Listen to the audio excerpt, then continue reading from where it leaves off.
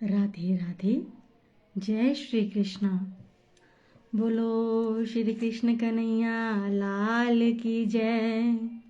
श्री राधा रानी सरकार की जय। श्री प्राणनाथ प्यारे की जय। श्री सतगुरु महाराज की जय। श्रीमद् भागवत महापुराण की जय। श्री व्यास जी महाराज की जय। श्री सुखदेव जी महाराज की जय। श्री परीक्षित जी महाराज की जय। सब संतन की जय, सब भक्तन की जय, समस्त सुंदर साथ की जय। जय जय श्री राधे, जय जय श्री राधे, जय जय श्री राधे श्याम। हरि ओम। स्वस्ति श्री गणेशाय नमः। श्री सरस्वत्यै नमः। श्री कुंज बिहार्येभ्य नमः। श्रीमद् गुरुचरण कमलेभ्य नमः। ओम नमो भगवते वासुदेवाय।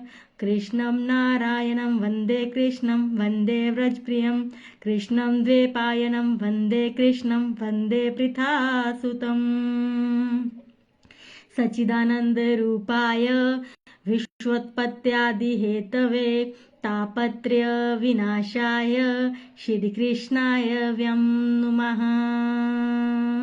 यं पर्वजन्तमनुपेतमपेतकृत्यं द्वैपायनो विराकातर आजुहाव। पुत्रेति तन्मयतया तर्वोऽभिनेन्दुस् तं सर्वभूतहृदयं मुनिमानतोऽस्मि।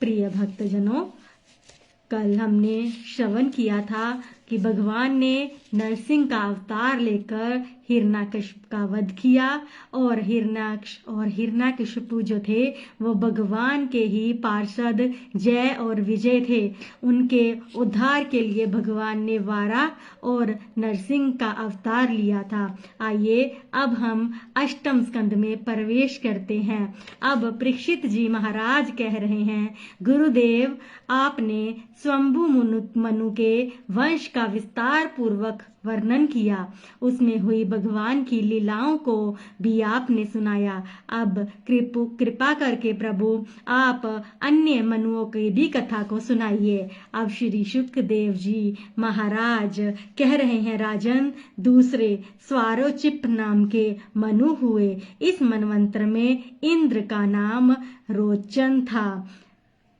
और इस मनवंतर में तुषित आदि देवता हुए। इस मनवंतर में भगवान वेदशिरा की पत्नी तुषिता के गर्भ से विभु अवतार को भगवान ने वेदशिरा की पत्नी तुषिता के गर्भ से विभु अवतार लिया। बोलिए विभु भगवान की जय।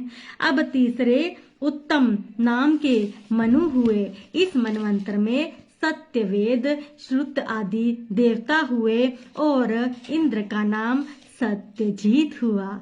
इस मनवंतर में भगवान धर्म की पत्नी सूरनरता सत्यसेन ने अवतार लिया। बोलिए सत्यसेन भगवान की जय। अब चौथे मनवंतर में तामस नाम के मनु हुए जो उत्तम के सहोदर भाई हैं। अब ऐसे ही 28 अवतार हो चुके हैं। इस मनवंतर में हरि मेघा की पत्नी हरिणी के गर्भ से हरि अवतार लेकर गज को ग्राहा से मुक्त करवाया। इस मनवंतर में सत्यक आदि देवता थे और इस मनवंतर में इंद्र का नाम ऋषिक था। अब परीक्षित जी ने प्रश्न किया कि गुरुदेव कृपा करके गज और ग्राहा के चरित्र को विस्तार से सुनाइए। अब सुखदेव जी महाराज कहते हैं, अब आपके सामने गजेंद्र मोक्ष की कथा आरंभ होने वाली है। आप सभी भक्तजन कृपया उसको ध्यान से सुनिएगा और आप भी मोक्ष की प्राप्ति कर सकते हैं। ये कथा काफी सुखदायी और आनंदमय है। अब सुखदेव जी महाराज कहते हैं, राजन, क्षीर सागर के मध्य में एक त्रिकुट नाम का पर्वत था, जिसका घेराव और गहराई 10,000 योजन क्या थी। इस पर्वत पर सुंदर झरने, वनस्पति और योजन आदि बहुत कुछ था। उस पर्वत पर गजराज अपने परिवार के साथ रहता था। उसमें 10,000 हाथियों का बल था। जब वह गर्जना करता तो शेर भी जंगल छोड़कर भाग जाता था। एक बार वह गजराज अपने परिवार के साथ जल पीने सरोवर में गया। वहां जल पीकर सभी जल विहार करने लगे, यानी कि जल में खेलने लगे। तो उस गजराज के पैरों को एक ग्राह ने पकड़ लिया। गज मैंने हाथी और ग्राह मैंने मगरमच्छ। तो गजराज हाथी के पैर को एक ग्राह ने पकड़ लिया, मतलब मगरमच्छ ने पकड़ लिया। तब गजराज ने सोचा, कोई छोटा मोटा जीव होगा, एक झटके से पटक दूंगा। अब गजराज ने उस पर ध्यान नहीं दिया। तभी कहते हैं, एक छोटा सा कांटा चुभे तो तुरंत ध्यान दो, वरना वो बड़ा घाव बन जाता है। अब गजराज वहां जल विहारने लग गए। अब जब बहुत देर हो गई और गजराज का बहुत खून निकल गया, तब गजराज ने सोचा, देख तो लूं कौन है जिसने मेरा पैर भी नहीं छोड़ा। तब गजराज अपने पैर को छुड़ाने का प्रयत्न करने लगा, फिर भी ग्राहा ने पैर को नहीं छोड़ा। तब उसके परिवार वालों ने छुड़ाने का प्रयास किया। गजराज के परिवार वालों ने भी बड़ी कोशिश की, गज ने भी बहुत कोशिश की, परंतु ग्राहा ने पैर नहीं छोड़ा। तब उसके परिवार वाले जो थे वो थक कर हार गए और सब ने क्या किया, एक सूंड से सूंड जोड़कर गज को पानी से बाहर निकालने लग गए। फिर भी ग्राहा ने पैर नहीं छोड़ा। तब परिवार वालों ने सोचा, ये तो मर ही रहा है, इसके पीछे हमें भी प्राण देने होंगे, हम अपने प्राण क्यों दे। तभी कहते हैं, संकट में कोई किसी का नहीं होता। जब तक हम परिवार का पालन पोषण करते हैं तब तक वे हमारे साथ हैं, और जैसे पालन पोषण छोड़ दे तो सब आंखें दिखाने लगते हैं, चाहे इंसान हो चाहे जानवर हो। अब परिवार वाले उसको गज को छोड़कर वहां से चले गए। गज अकेला ही रह गया। कहते हैं ना, जैसे मुसीबत में कोई साथ नहीं देता, अपने परिवार वाले भी मुसीबत में साथ छोड़ देते हैं। अब गज ने वैसे अपनी पत्नी से कहा, मेरी जान बचाओ, मैंने तुम्हारा पालन पोषण किया है। पत्नी ने कहा, ये तो तुम्हारा कर्म था, जब हम विवाह करके मैं ये आई हूं तो ये तो तुम्हारा फर्ज हुआ।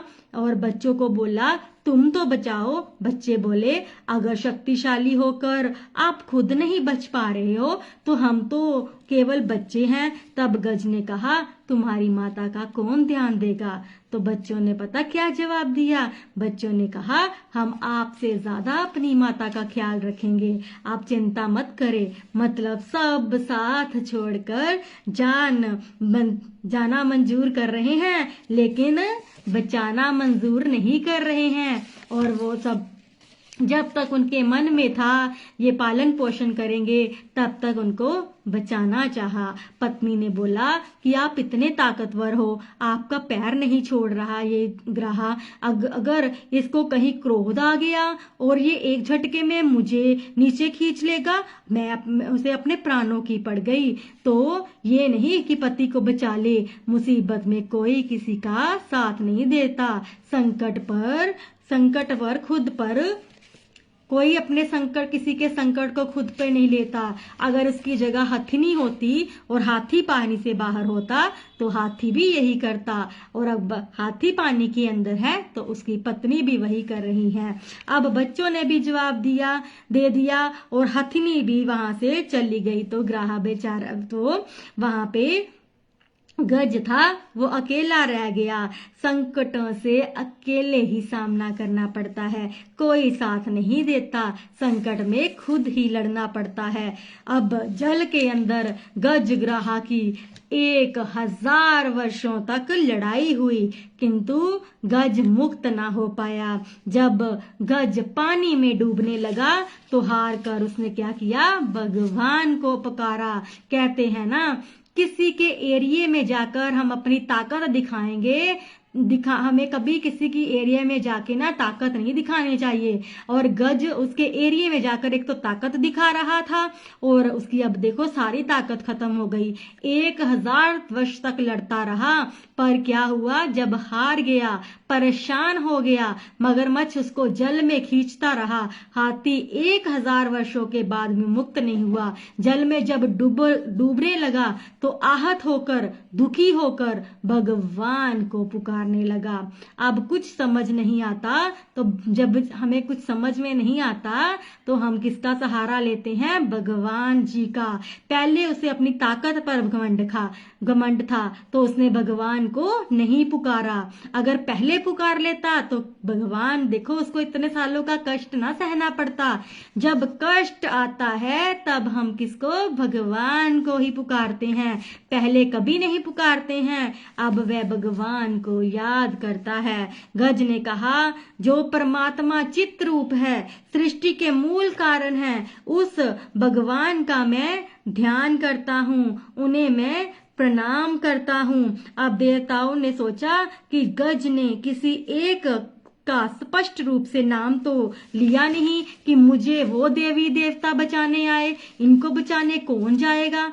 तब भगवान ने कहा, जिसका कोई नाम नहीं वह नाम मेरा ही है, क्योंकि मुझे अनामी भी कहते हैं। अब गज की पुकार सुनकर भगवान जी गरुड़ पर सवार होकर गज की रक्षा के लिए तुरंत चल दिए। जब गज ने भगवान जी को आते देखा तो गजराज का उस समय पूरा संपूर्ण जो उसका शरीर था वो डूब चुका था पानी में, केवल उसकी मुख और सूंड ही बचे थे। अब जब गजराज ने भगवान को आते देखा तो उस समय भगवान का पूजन करने के लिए उसके पास कोई सामग्री नहीं थी, उसके पास ना समय था। उसी समय गज ने एक कमल पुष्प लिया, कमल पानी से अपनी सूंड से एक कमल पुष्प लिया और अखिल गुरु नारायण कह के भगवान को समर्पित किया। अब भगवान को गरुड़ का वेग भी धीमा लग रहा था। भगवान को लग रहा था कि गरुड़ कितने धीरे धीरे चल रहे हैं, जबकि आप जानते हैं कि गरुड़ जी कितने तेज चलते हैं। तो भगवान को उस टाइम पे लग रहा था अपनी भक्त की पुकार सुन के कि ये गरुड़ जी भी धीरे धीरे चल रहे हैं, और इसलिए गज की पुकार सुनकर भगवान ने गरुड़ जी से छलांग लगा दी। वह वहां से कूद पड़े और चक्कर से वहीं से सुदर्शन चक्र से उसकी ग्राहा की गर्दन को काट कर गज को ग्राहा से मुक्त करवाया। देखो भगवान ने 1 मिनट भी नहीं लगा, 1 पल भी नहीं लगाया, और उन्होंने वहीं पे सुदर्शन चक्र से ग्राहा के गर्दन को काट दिया। अब गज और ग्राहा दोनों दिव्य रूप धारण करके भगवान के धाम चले गए।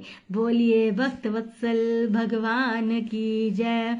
अब शुकदेव जी महाराज कह रहे हैं, हे राजन, ये जो ग्राहा है, ये पूर्व जन्म में हूहू नाम का एक गंधर्व था। एक बार देवल ऋषि इसी सरोवर में, जिसमें वो दोनों गज ग्राहा की लड़ाई चल रही है, उसी सरोवर में देवल ऋषि जी प्रवेश करके और स्नान करके जाप कर रहे थे। तभी हूहू नाम का गंधर्व ने चुपके से जल में प्रवेश करके ऋषि के पैर पकड़ लिए। फिर ऋषि जी को उस टाइम लगा कि मेरा पैर जो है एक ग्राहा यानी कि मगरमच्छ ने पकड़ लिया है, और देवल मुनि जी चिल्लाने लगे। तब हूहू जल से बाहर आया और ताली बजा के हंसने लगा। अच्छा आनंद आया, अच्छा आनंद आया, आपको अच्छा परेशान किया, अच्छा आनंद आया। जब देवल मुनि ने कहा अच्छा, वो उनको थोड़ा सा उनका क्रोध आ गया जब उन्होंने ऐसे मजाक में लिया। तो देवल मुनि जी ने क्या कहते हैं अच्छा तेरी तेरी ग्राहा बनने की बड़ी इच्छा है, तेरी मगरमच्छ बनने की बड़ी इच्छा है, तू ग्राहा बन जा। उन्हें बड़ा क्रोध आया, उनकी भक्ति भंग कर दी थी। और ऐसे जब उसको श्राप लग गया तो उसकी बुद्धि ठिकाने आ गई। उसने महात्मा से उसी टाइम क्षमा मांग ली। अब साधु तो आपको पता है होते ही दयालु है, तो मुनि जी ने कहा मेरा श्राप तो झूठा हो नहीं सकता, किंतु मैं तुम्हें मुक्त होने का उपाय बता सकता हूँ। जब तू किसी गज के चरण पकड़ेगा तो भगवान तुम्हें मुक्त कर देंगे। और आज भगवान ने इसी ग्राहा को मुक्त कर दिया। और ये जो गज है ना, हाथी है, ये पूर्व जन्म में, पिछले जन्म में द्रविड़ देश का राजा इंद्रद्युम्न था। ये सब कुछ छोड़कर भजन करने चला गया था। तो एक समय ये भजन कर रहा था, तो उसी समय अगस्त्य मुनि जी अपनी शिष्य मंडली के साथ आए। तो भजन में लीन होने के कारण ये अगस्त्य मुनि को देखकर उठे नहीं।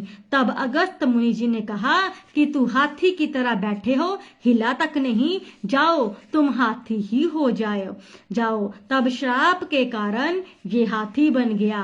पर पूर्व जन्म में भक्ति का प्रभाव था कि गज के शरीर में भी अंतिम समय में भी उसे भगवान की स्मृति हो गई, क्योंकि भजन करते हुए उसको श्राप मिला था। तो उसकी स्मृति जो है वो बनी रही, भगवान की कृपा उस पर बनी रही। और अंत में इनकी भगवान के चरणों में स्मृति हो गई।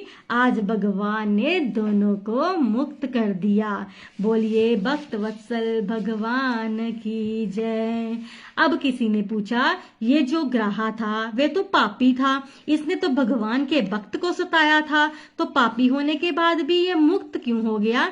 तो भगवान कहते हैं जो मेरा भक्त होता है, अगर कोई उसकी शरण में चला जाता है तो मैं उसे भी मुक्त कर देता हूँ। इसमें तो मेरे भक्त के ही चरण पकड़ लिए थे, और भले इसके द्वेष, चाहे इसने द्वेष से ही पकड़े हों, गुस्से में ही पकड़े हों, द्वेष में ही पकड़े हों, लेकिन पकड़े तो उसने मेरी भक्त के चरण पकड़ लिए थे, तो इसलिए इसका मुक्त होना भी जरूरी था। जैसे देखिए भगवान को मारने के लिए जब पूतना अपने स्तनों पे विष लगा के आती है, तो उसके अंदर एक इच्छा थी ना कि मैं माँ बनकर मतलब अपने स्तनों से उनको दूध पिलाऊं। अब माँ बनने की इच्छा थी, तो उसको भगवान ने क्या किया? माँ की गति प्रदान की।